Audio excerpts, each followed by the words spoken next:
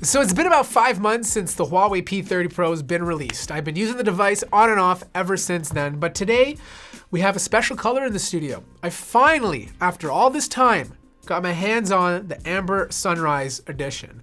This is hands down the most beautiful color I've seen in the last couple of years. I love the way this phone looks, and it's finally available here in Canada.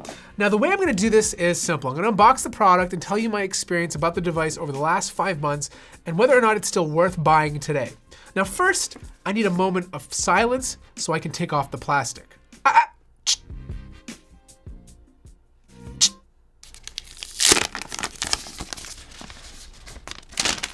The design has been solid. I've been using this device for the past 5 months and there's no scratches. Why am I holding this one? I didn't use this one yet. There has been no scratches or dings on the smartphone. It's been in a case and I've dropped it a few times, but overall the design has been holding up. The only complaints that I have is you need a case with this phone. This is an all glass device. It's a little bit taller. It's a little bit slipperier, so you're gonna wanna keep this thing protected. Now, the one area that I was kind of concerned about was the acoustic display, being able to talk to people using the display of your smartphone. It actually works very well. Like, I can hear that person on the other end of the line perfectly, and they can hear me just fine. The only area that it takes away from is the fact that you no longer get 2 speakers. You're stuck using the mono speaker on the bottom. Now, don't get me wrong, it's a great mono speaker, it's loud, and the quality of the sound is good.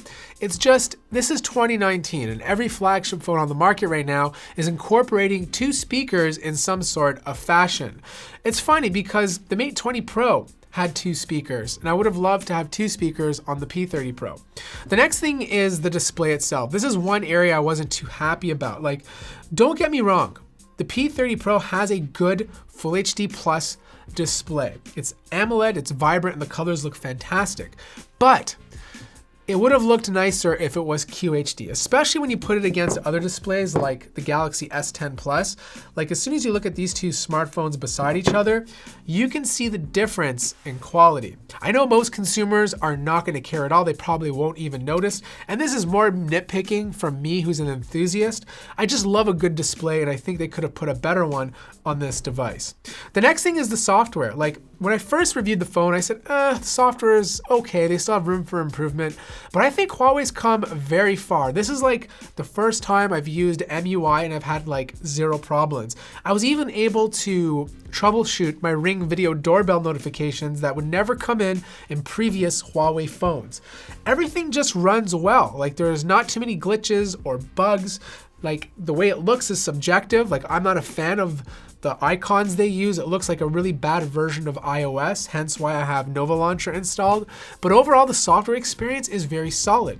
And when you tie that to the performance of this device, it becomes a very pleasurable experience.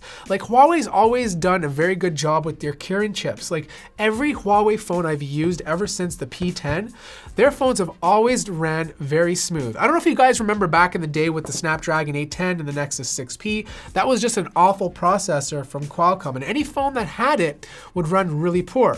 But the P10 with its Kirin chip was one of the only smartphones on the market besides the iPhone that had a very smooth experience. The next thing is the camera. At the end of the day, I know a lot of people gravitate towards the Pixel 3 as having the best camera, but I'd rather have this camera. Not only because it takes amazing pictures, it also gives you different focal lengths to play with. Do you want to take a picture with nice depth of field? You have that option. Do you want to zoom it up to 10 times because you need to get closer to a specific target? You can do that without even moving with your device in your hand. There's just so many options to play with. The only area that it still kind of suffers from is video playback. The software updates have improved it ever so slightly, so it does look better now than it did before, but the video does not compare to the iPhone XS. I do love the fact though that you can now record in 2 different compositions. So you could use the regular lens and let's say the wide lens at the same time, giving you 2 focal lengths to edit with sometime in post-production. And then there's the battery life. This is still a 2-day smartphone. Not a lot of other smartphones out there can last 2 days without having to charge it after the first. And that's a pretty amazing feature to have. Now, I know this is a very boring 5 months later revisit, and quite frankly, that is a good thing. It means the phone is doing what it's supposed to be doing. Anyone that I've recommended this device to and other P30 Pro owners I've spoken with have all had pretty good experiences so far. And that's exactly what you want from a phone 5 months later. Now, if you have this device, I want to know your thoughts in the comments below. How has the phone been holding up since the day you bought it? Also, if you're buying the Amber Sunrise, which is now available in Canada, it comes with a free Huawei GT watch, which I think is a pretty sweet deal. Anyways, that wraps up this video. Like the video if you liked it, subscribe if you haven't already, and I'll see you guys in the next video.